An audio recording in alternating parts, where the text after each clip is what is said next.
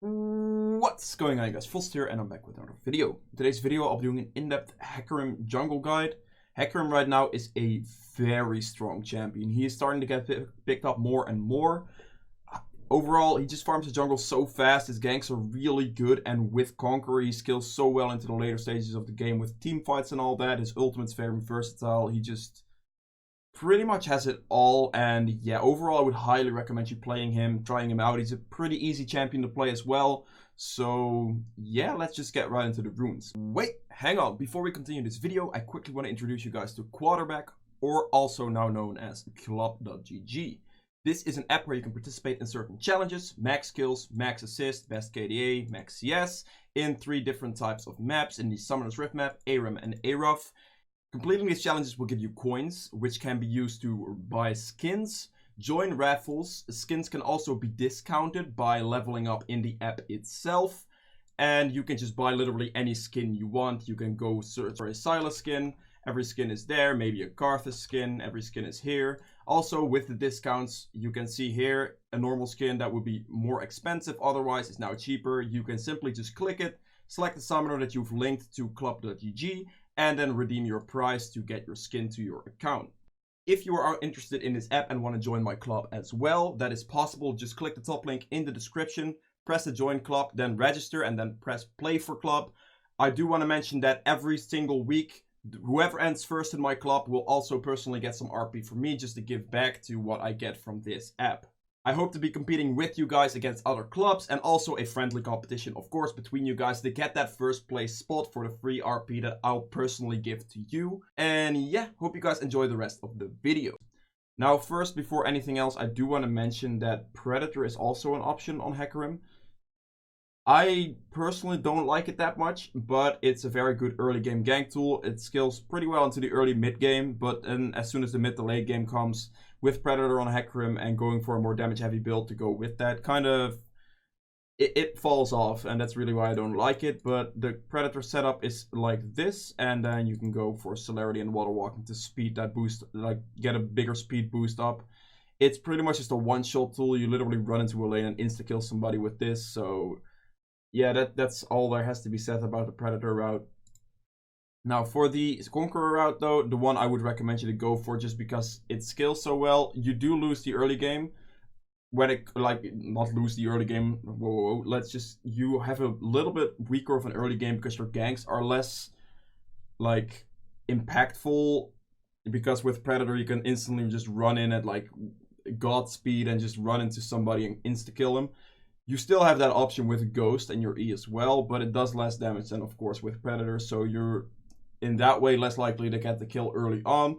But as soon as you get to a like 1 item, 2 item build on HECARIM, then Conqueror just becomes an insane rune. You deal so much damage with that in team fights as well, and yeah, it just scales better. So with an already good early game on HECARIM, that's why I would recommend this rune, because his early ganks with Ghost and E are just very effective, and also his clear speed's really good too.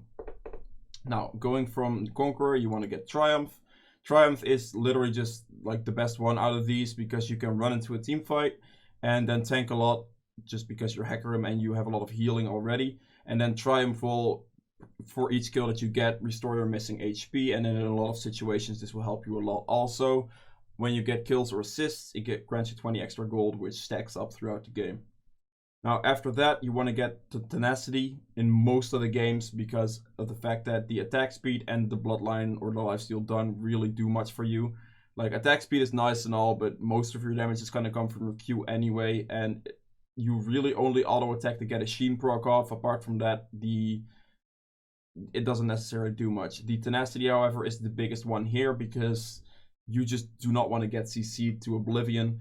Like, Tenacity helps so much just as a base. This rune helps so insanely much. It's a 30% base, so it pretty much means that you don't have to buy mercs, and you can go Ninja Taba. Of course, if the enemy team is heavy CC, you can still combine it with mercs and then this rune, and then you will just like not as easily be locked down. Now, going on from there, you have 2 options here. It's Last Stand or Coup de Grace. I would recommend Coup de Grace in most situations, because especially throughout the early mid game, you're gonna just run into a lane with Ghost and E, and then you're pretty much gonna put somebody under 30% pretty easily. and then your damage will be amplified from there. Now, later game fights into the mid to late game, then last stand becomes really good because you're just going to dive into the enemy team. You're going to be taking a lot of damage. And then with Conqueror and then last stand, you'll deal an insane amount of damage back because your HP is going to be lower overall and you're going to be healing a lot back. So in that reason, you're going to stay into the lower HP range. It's where last stand will actually become very effective. So those are the two situational options. Most of the time I go for coup de grace because of the fact that I just want to have a stronger early game. So you can run into the enemy, like any lane really, and then just pretty much put them below 40% and have an increased damage of 7% from that moment on. It's a lot better than going in, first taking a lot of damage and then your damage increasing on HECARIM. So that's really why. So that's for the main tree. Now on the secondary tree you have two options. You have this route here, the sorcery tree with celerity and water walking. This is a very good option just for overall like gank pressure early game. You have 10% more move speed bonus effectiveness on you from celerity, and then also water walking gives you 25 move speed in the river. So your roams are going to be better, your counter ganks are going to be faster, and then with your ghost and your E, you're just going to close a lot more distance. And that's really why I like this. It also amplifies your damage a good amount because of the move speed boosts. And that's just really good for HECARIM. And overall Scuttle Crab control, 25 extra move speed means extra damage as well. So it's really why I like this setup. There is a lot of people that also run the other setup, which is the setup in the inspiration tree. You can go for a combination of magical footwear and cosmic insight. Cosmic insight will give you more ghost cooldown reduction and overall cooldown reduction.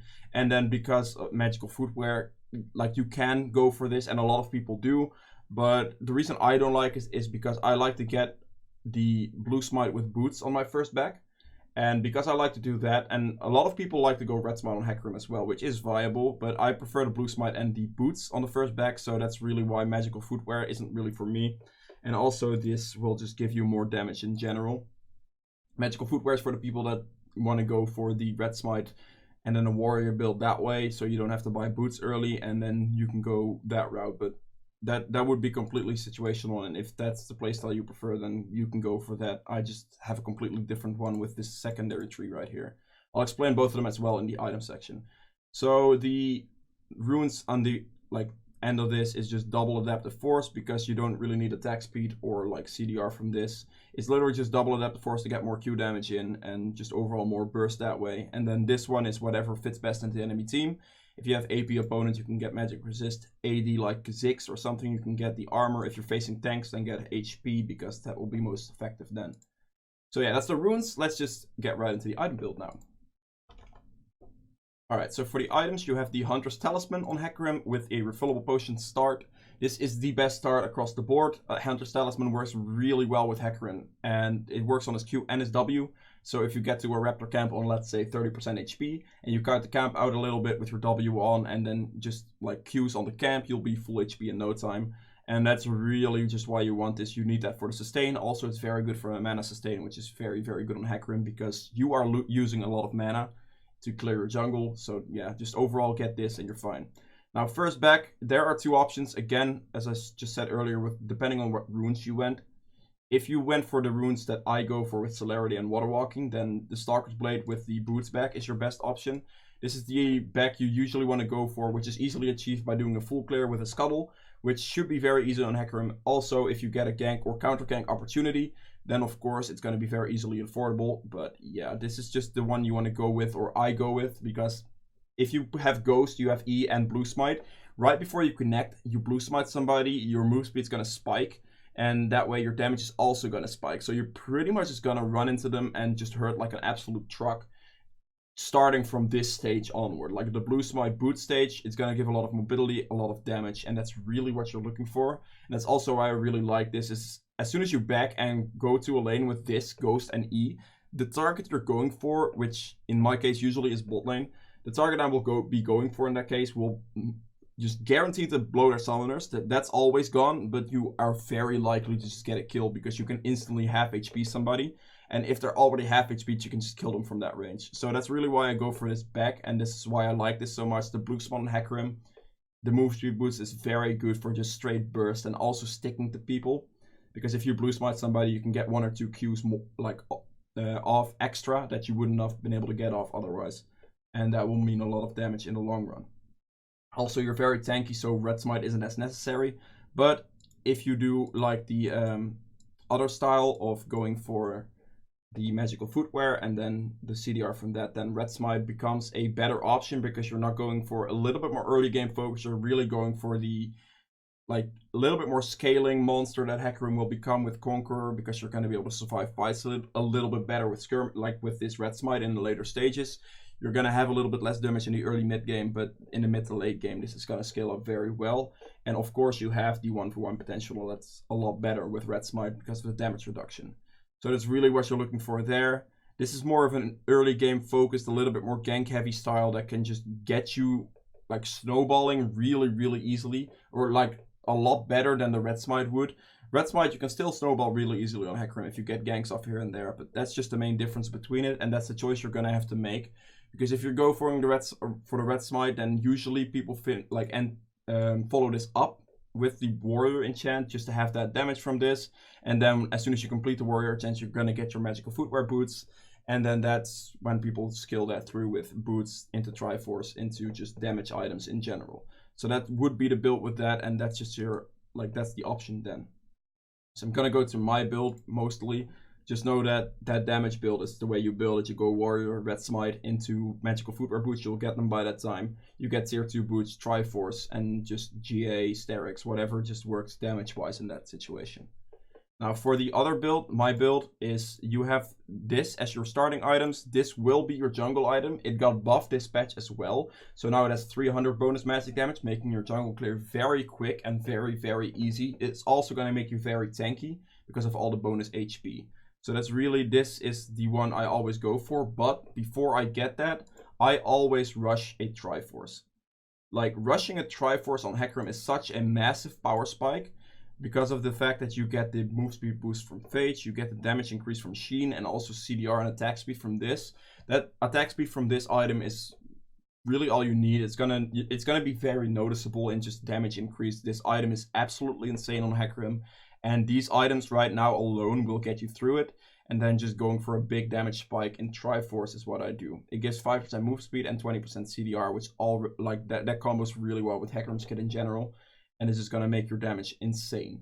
Now from that point onwards, I will finish the Cinderhawk and my tier 2 boots. Usually my tier 2 boots come first, and they will most games go in the form of Ninja Tabai, because of the fact that you do have the Tenacity rune. However, in some games where it's heavy CC, then the Merc Threats are still a very good option.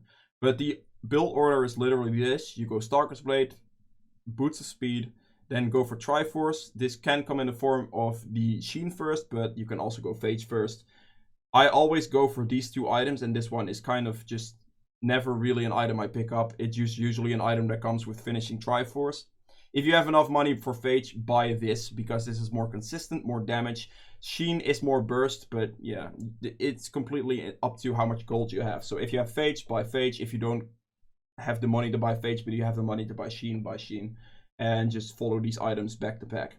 As soon as you have these two items, you're already going to be very strong, and then when you finish Triforce, you're just an absolute monster that just one-shots people very easily, and just like you are tanky from like by yourself with your W and healing and all that, so it's just a lot of damage. Then follow it up, tier 2 boots give you damage, gives you just the tier 2 boots move speed, so that's very good. And then that's where Cinderhawk starts to become an item.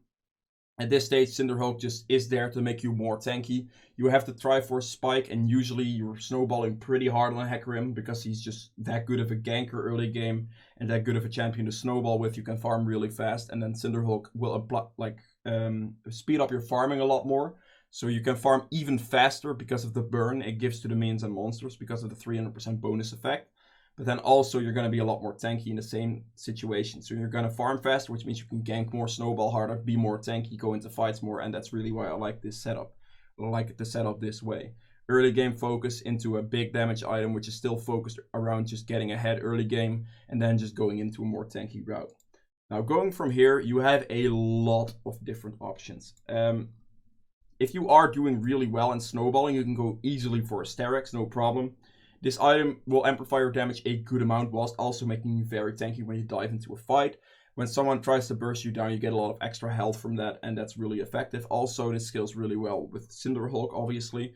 So this is really an item that just overall a very good balance between damage and then, of course, the HP aspect as well. And also when you proc this, you get a lot of extra tenacity. So as soon as this gets procced, if you have mercs, if you have this item, you just will not be able to get CC down very easily. So you can easily just run to an enemy team and just do a lot of damage, wreak a lot of havoc that way. So that's a very solid option if you're ahead and scaling very well into the game. Now, other defensive options are just tank items, really. Tank items that fit into the enemy team extremely well. Let's say the enemy team has very high magic damage, that it's more burst heavy.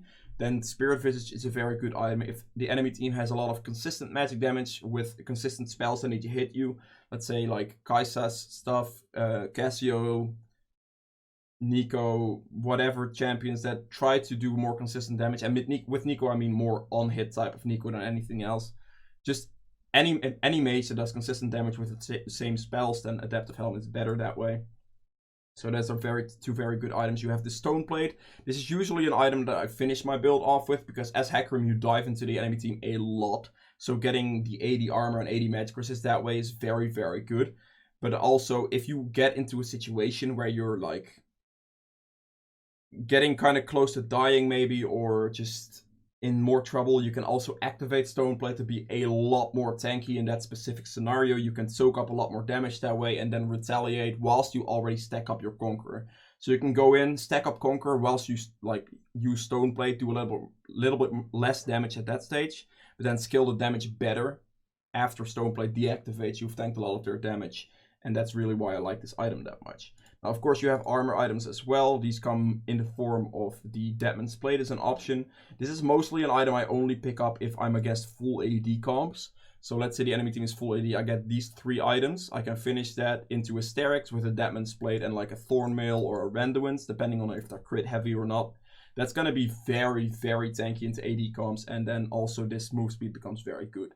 Now, move speed in general is very good on HECARIM, so Deadman's Plate is overall a good item, and you guys might be like, why don't you just pick it up otherwise? Reason for that is usually you have these 3 items, you get a Strix, you get most likely Stoneplate, you have 1 item slot left.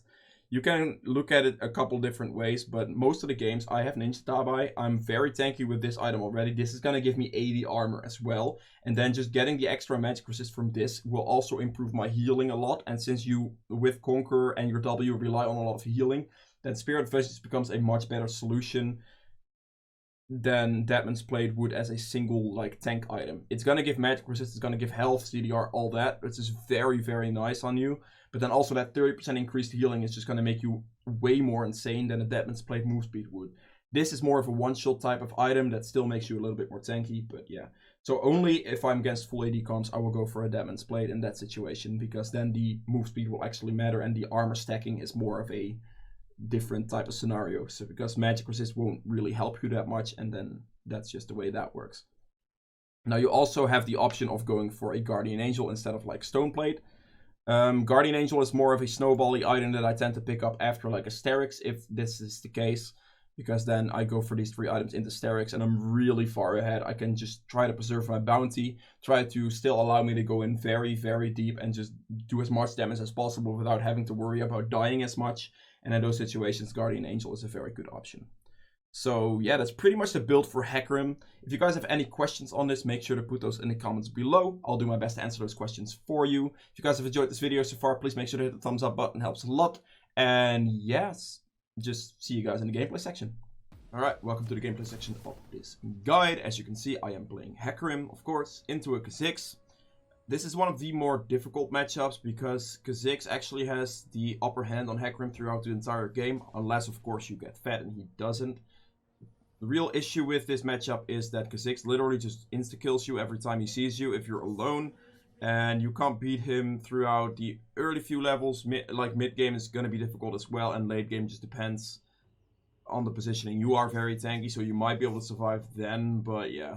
The real problem is just the fact that you don't really win. So if you can get ahead by just ganking lanes and trying to avoid him in your jungle as much as possible, that's really all you're looking to do. Alright, let me just quickly turn the thing to I'm red side. Now on HECARIM, the best start you can do is just starting on red buff and clearing red into Crocs into Raptors. This will hit you level 3, which is going to be like all 3 of your skills, and you really need those skills to be able to just gank slash actually do anything in general, let me just put it that way. So you're really looking to get Q level 1, W level 2, E level 3. Also with this clear, you can go for the Scuttle Crab. After these 3 camps, you're gonna be level 3, which means that you will have your E up to get the armor and magic resist off the Scuttle Crab to be able to kill it a lot faster, and you can get all your mana back that way. As you can see, I'm getting quite low here, which is not really an issue because from this Raptor camp you heal everything back due to HECARIM's QW and also the Talisman healing. And then with the mana, you can see right here, as soon as I do the Scuttle, my mana will just pretty much be fine. Now there's 2 things you can do at this stage on HECARIM, depending on the positioning of the bot wave. In this case, my bot lane is getting pushed in, which is great for me at this stage in the game. Because that means after these 3 camps and Scuttle, I'm going to be pretty much full HP, full mana. Because, well, HECARIM has a lot of regen and Scuttle gives a lot of mana back.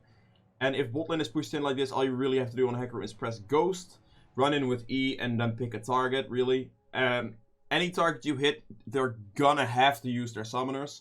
Whether that's Flash, whether that's Heal from the AD carry, they're gonna probably use a lot. Because if they don't use their Flash in time and let you push them all the way back with a red buff slow, they're gone. So the other option is just clear these 3 camps. If your bot lane is completely pushing in, then there's really no point in doing anything. So in that case, then yeah. Also, this kind of counts the same way for top lane. Let's say like your top laner is about here, and you've done this path, but then on this side, and you ended up top side. Then just do Scuttle, and you can also gank top lane from this angle, and there's really nothing he can do. Especially the top laner is most likely to die because he's only going to have a flash and he's going to have a very long lane to run to then. But again, if they're not pushed up, then don't attempt to gank.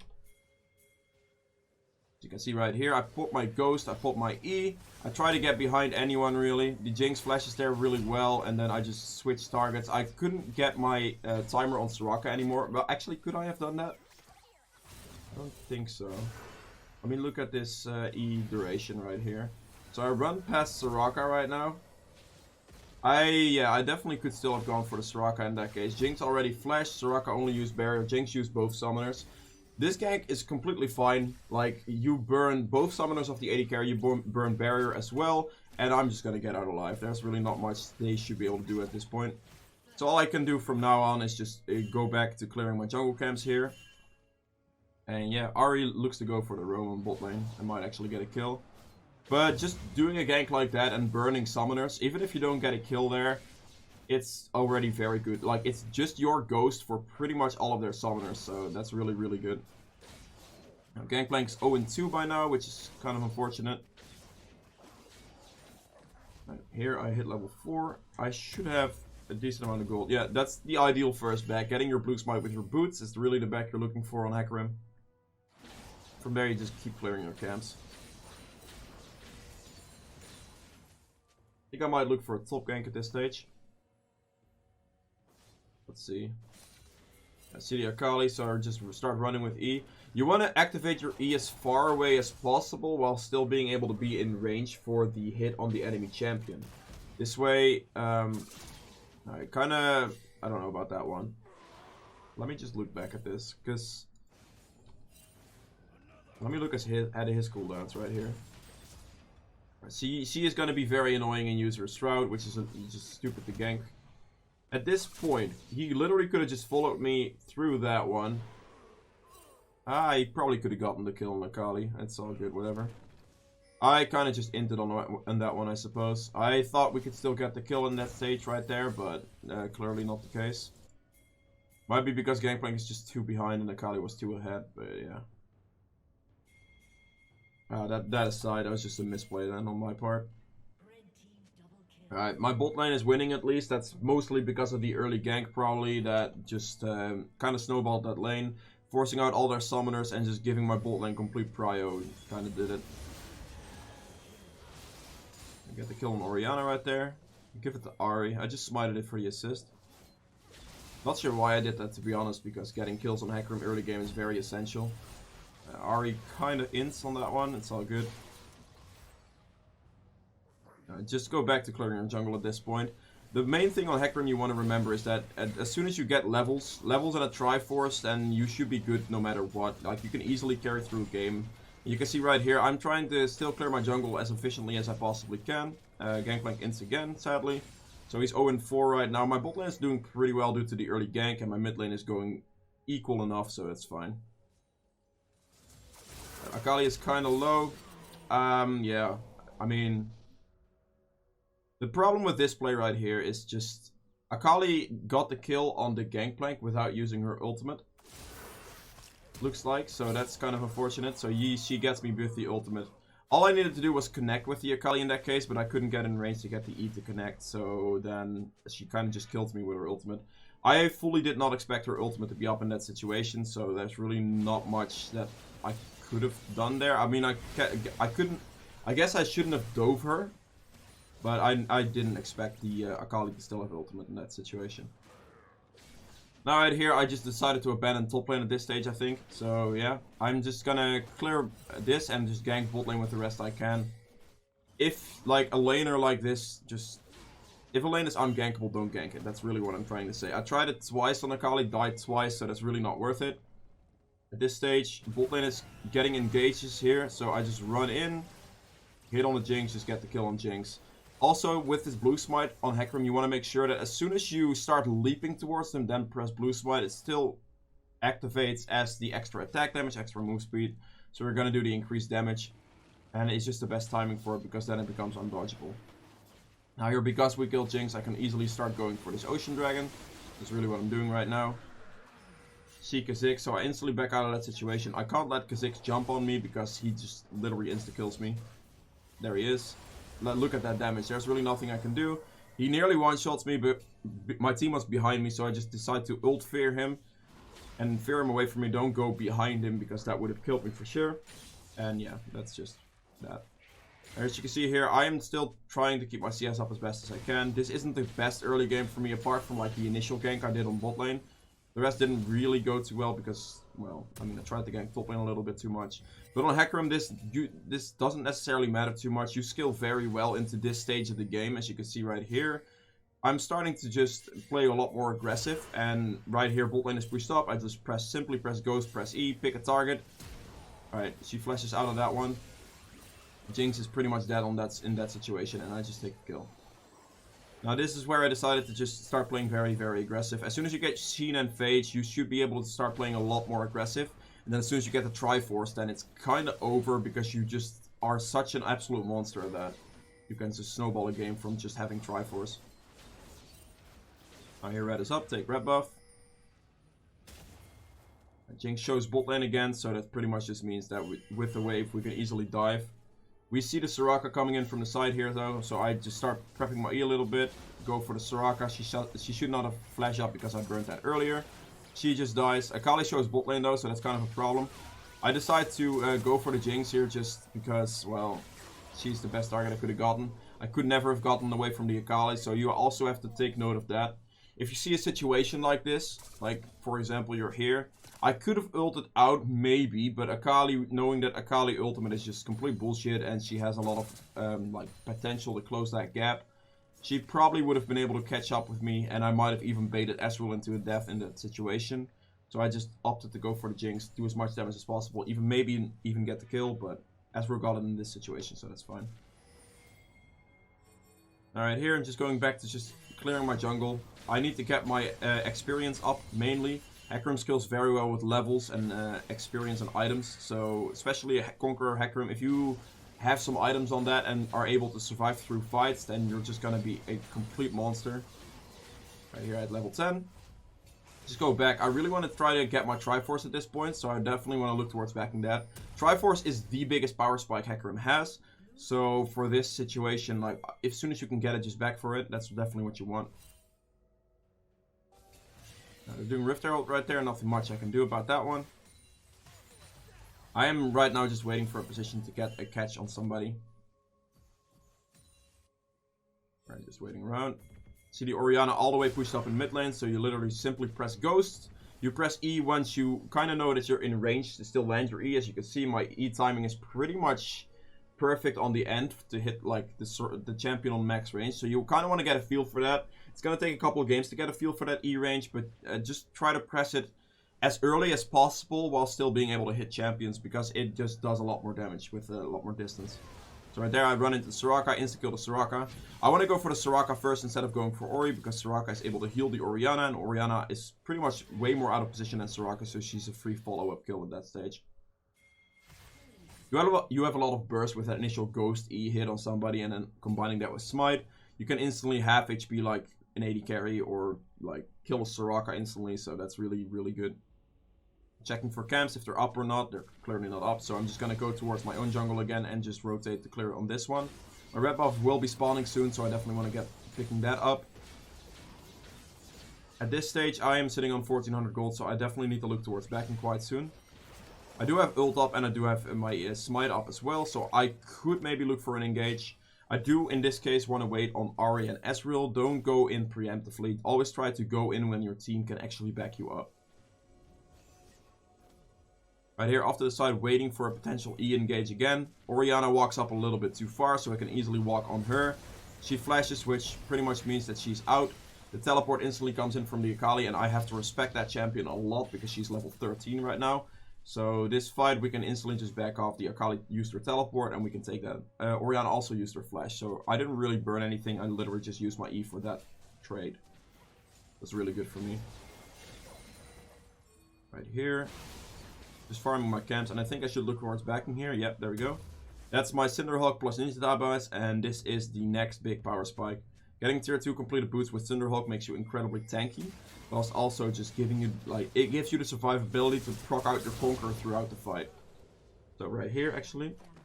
The Akali has been pushing for a very long time, and she is very far ahead, that's true. But since I recently just got my Cinderhawk and my Ninja Tobias spike, I wanted to definitely try to contest this Akali in this situation, because she has been pushing up a lot. And yeah, Akali then decides to go in because I just pinged that I was on my way. Akali uses her ult, Ahri gets a very nice charm up, and I pretty much just get 1000 gold from her, which is a enormous buy. Like, that's so much gold that instantly just kind of threw, Akali kind of threw the game on that one, really. Getting that much gold on a HECARIM in this stage of the game, like where he's the complete strongest, that just does a lot for you. Now right here, I can just run them down pretty much. They don't necessarily do too much damage to me, apart from Kha'Zix, of course. I figured in that situation I'd have my team a little bit closer to me, but that wasn't the case. So I kind of overextended a little bit on the fact that Kha'Zix could just one-shot me. But this is the perfect example as well as to why Kha'Zix is such an insane matchup into HECARIM. Like, walk out of position like that just once and you get insta-killed. Like, he literally just one-shots you. So that just goes to show you that Kha'Zix, you have to be very respectful of that champion as HECARIM. Now, since they have Akali and Oriana, the best buy I could have done there is just getting some magic resist into the Akali. I already have a lot of tankiness into just AD in general because of Ninja Tobias, but the magic resist is going to help me out a lot. Now here, just making sure that I keep clearing my camps as much as possible, getting just whatever I can to get some gold. As soon as I get a little bit more tanky with 1 or 2 more tank items, then it's instantly just a case of they can't kill me, I just run at them and they lose pretty much. Now we saw them around the bot side, so we can easily just start prepping this Baron up. Akali jumps into the pit. Looking for an opportunity here, sees Soraka out of position. Baron has had too much HP for them to actually do something about this. Like, if we were to keep hitting Baron, Akali would have definitely killed us. And if Baron is in smite range or in kill range for like a burst, then you definitely don't want to go off it. But because it was still so high HP, I could just easily turn on someone like the Soraka right there, and that just kind of lost them the fight, really. As you can see right here, Baron is still high enough. I'm tanky enough to just tank this Baron for a little bit. As soon as Akali comes in the pit, the Ezreal will probably go in E out. There you go. So Ezreal's pretty much safe. Akali isn't in the greatest of positions. I just go for my E because Akali is unhittable for me due to her Shroud. I go for the Soraka because I want to get the healing out of the fight. In this case, focusing Soraka if she is on the enemy team is always actually a good move because of the fact that she just heals the enemy team so much. So getting her down, she doesn't really have anything to defend herself with. Getting her down like that is really, really good. As you can see right here, the Oriana is still in a position for me to just kind of ult, so that's going to come in right here. I just ult him, I kill him with that as well, and at this point the enemy has lost their mid laner and their support, and the fight should easily be able to be in our favor from now on. I walk in behind the Jinx and the Kha'Zix right here. Jinx, I just get him. the main thing you want to look at with HECARIM's E is just trying to get in a position where the knockback would just put him in the worst position possible. So as you can see right here, I come in from this side. I see the Jinx right here. So you can hit her right here, but then she kind of just gets knocked this way or doesn't really do much. You might be able to clip her this way, but then that's way too far away still. If she were to have flash, she can flash that wall, and then there's really not much you can do. I mean, if she were to have flash, she should flash my E, but yeah, to get the right distance. But as you can see right here, I run just slightly past her to initially hit her back into my team, and then that way, yeah, it's pretty much free. Alright, Kha'Zix walks up a little too far there. At this point, I mean, I can't really die to them. I'm very, very tanky. And yeah, this is where HECARIM just starts to become insane. As soon as you get a little bit more tanky and you're able to keep your Conqueror proc through a fight and tank through their damage, like you will heal so much with Conqueror and your W active that you're just unable to die really, especially if you have tank stats. And this is a very free Baron we can just pick up right now. They get the Oriana too, which is good. And I'm just looking to still get some CS wherever I can. I should be close to, like, maybe, yeah, I'm close to probably Strix here. I'm going, actually, no. Oh, yep, I did. Alright, I did go for Strix. If you have the opportunity to go for Strix on HECARIM, like snowballing enough, it gives you a lot of attack damage and extra survivability, because going into a fight you get that extra HP from Strix, and just the increased damage is just already really good. Akali gets the assassination on the Ari right here, but she pretty much used everything for that. I used my ultimate to get over the traps, and this is just where HECARIM, like where you can see where HECARIM is complete bullshit. Like, I literally just run into the team, that E just connects with a Q, and Jinx pretty much gets insta-killed. Now, I'm currently 3v1 against the Kha'Zix as well. Since Kha'Zix bursts me fast enough, I get my proc on my Strix. And as you can see, I just heal pretty much through all this damage with my Conqueror, with my W. Like, you can see the healing I just get. Like, look at those numbers of healing, man. That's just completely insane. So, that's pretty much where HECARIM is bullshit, and this champion can easily win team fights. As you can see right here, I connect, and just look at the healing numbers on myself in just a sec here. That's plus 85. I activate my W here, and then also with the Conqueror active, that's plus 229. Hit him there, plus 81, plus 35, plus 352. Like, the healing on that is just completely insane, and you can easily just sustain through a fight. Especially if I were to have more tank items in this specific situation, I would have just completely, like, went through that. And they would not have been able to do anything against me. So from a quite terrible stage in the early game, keeping the farm up and keeping like the ghost ganks going on lanes that are actually winning. Try to play around those lanes as well, the lanes that are just winning. If lanes are inting from the start, then just ganking for them doesn't really necessarily do much for you. You definitely want to go to lanes that have an advantage to give yourself an advantage. And then that way you can get the rest of your team ahead that was really far behind. Like, the Gangplank was doing really, really poorly this game, going 0-9-0 really, and because I just decided to stop ganking him, he was able to, I mean, he was still just able to farm. There's really nothing for the enemy team to get, and I just was able to carry my team through the rest of the game, really. Right here, as you can see, I can literally just walk into the enemy team. They can't really kill me anymore. I'm way too tanky. I'm also level 16, so that means that level advantages mean a lot here. And the Kha'Zix at this stage is what I meant by, as soon as you're far enough ahead, there's really not much else to do. So this is really how you want to play HECARIM. Try to look for those ghost ganks, those early ganks with the ghost and ultimates. If you have ghost and ult up, or even just your ult up, going for a bot lane gank on HECARIM is the most beneficial thing to do. Because of the fact that HECARIM is just so good at ganking bot lane, getting those double kills. And overall, if you can get yourself snowballing, HECARIM can just completely take over a game. Getting item power spikes on HECARIM, being tanky enough to go into a fight and proc enough Conqueror procs with your Q and auto attacks is just going to completely decimate an enemy team. And yeah, HECARIM right now is an insanely strong jungler. I would highly recommend playing him. If you guys have any questions on him, make sure to put those in the comments below as well. If you guys enjoyed this video, please make sure to hit the thumbs up button and subscribe for more. Also, suggestions, comments. I look at my comments. I reply to most of them. And yeah, hope you guys have a great day. See you in the next one. Bye!